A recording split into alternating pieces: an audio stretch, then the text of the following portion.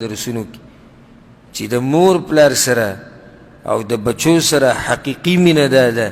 چې ته په دوی باندې ویرېږې د الله د عذاب نه او کوشش وکړي د دوی د بچ کولو د آخرت د عذاب نه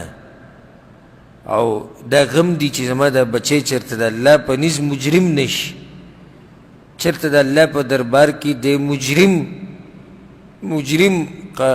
نشي دی دا اصل محبت دی د مور پلار سره او د بچو سره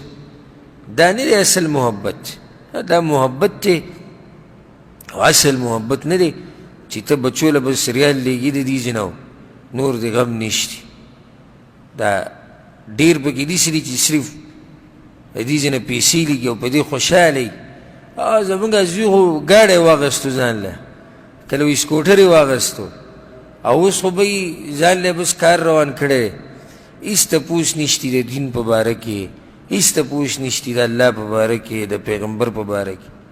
بس صرف دغه خبر روانه ده چې د بچي خېټه مې ډکه یو ښه سکول ته ځي و دا زه له ټولو نه ښه پلار یم